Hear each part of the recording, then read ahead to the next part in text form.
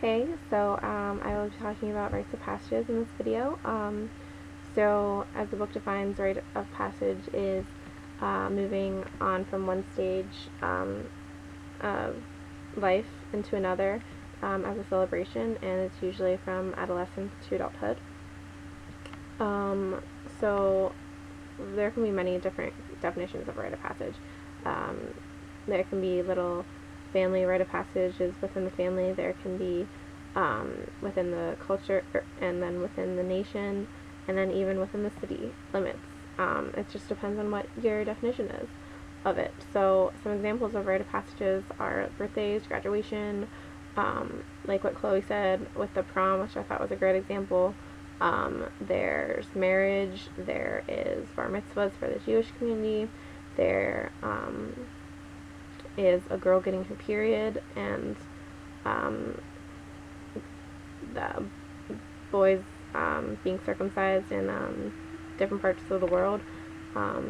Their culture celebrates like that. So at age 10 to 12, boys getting circumcised by their elders, that's how they become men, and girls getting their period and a celebration, that is how they become women. So those are two examples that were discussed in the book of rite of passages. So no, from the examples I just used, I think I disagree with the book and how that there are no rites of passages left in the U.S. So there's many, and it just depends on what your definition of rite of passage is. For me, I think birthday milestones are a huge rite of passage. There's 16, you can legally drive with a license. There's 18, where you're an officially adult in the U.S. and you can enlist in the military and you can buy a lottery ticket. That's the first thing I did on my 18th birthday, as lame as it sounds. And then there's your 21st birthday, where you can legally drink. But then again, in other parts of the world, you can drink at age 16 and 18. It just depends on the culture and the country that you're in. It's whatever stage of adulthood, or whatever definition of adulthood is. There's more than one definition, and more than one age. So no, there are still rites of passages left in the U.S. We just don't think about them because they're yearly and annual. So called meaningful life transitions of life are just from like different ages, like I said, 16, 18, 21. And then are there public ceremonies around these events? Yes, because like take birthdays for examples. There is for age 16, there's a Sweet 16 in the U.S. For the Spanish community, there's quinceañeras for the girls. For the Jewish community, there is bar mitzvahs, and then there are I had another example, but I forgot it. But yeah, there's just at different ages in life, you are celebrated differently, and it's different stages in your life that you celebrate. So you move on from one year to the next, and they are recognized as meaningful because you are celebrating this big milestone that you have, and then the many milestones to come after that age. So yeah, and then if your status changes as a result of the event, yes, it does, because like I said, you're moving on from one stage and going on to another. So especially with the bar mitzvah, like at age 13 in the Jewish community, you are considered an adult, but that's only in the Jewish community. Like you're not considered an adult until age 18 in the U.S.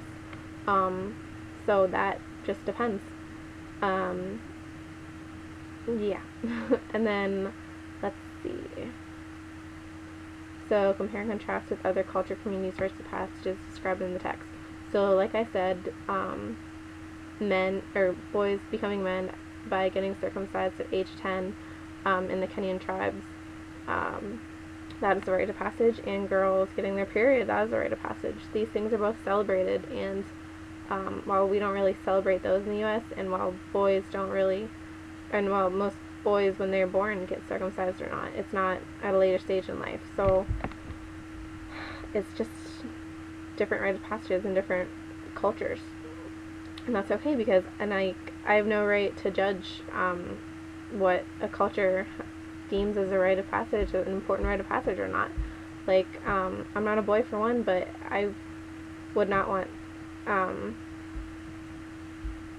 to have a celebration around like my private area and like my genitals. So yeah, especially if when I got my period, like I didn't find that as a big deal, like whereas my mom did, and maybe I will someday when my daughter is at that stage in her life. So why do you think culture communities have rites of passages? They have rites of passages because that is what they believe in, and that is what they have been doing for hundreds of years and what they will continue to be doing. So, like in the article said, through this discussion, the link, it said that the one boy, when he was 10, all he could remember was the pain, and that he wants nothing to do with that for his children. So he will take them to a hospital and have it done at a much younger age, probably at birth. So that was what his decision was made, while others still continue other tribes in Kenya still continue the tradition. So the purpose that they serve is to continue that tradition. And while some tribes have stopped because they don't want to have like any diseases spread throughout, it's also still important for some communities. So it's important to mark the transition from adolescence to adulthood, because it's how they move from one stage of life to another. It's their culture. It's what they grew up on. It's what they've been doing for hundreds of years. It's fine by me. It's by boys getting circumcised and by girls getting their periods. That's how they become men and women. That is how it is distinguished in other parts of the world. So that's okay.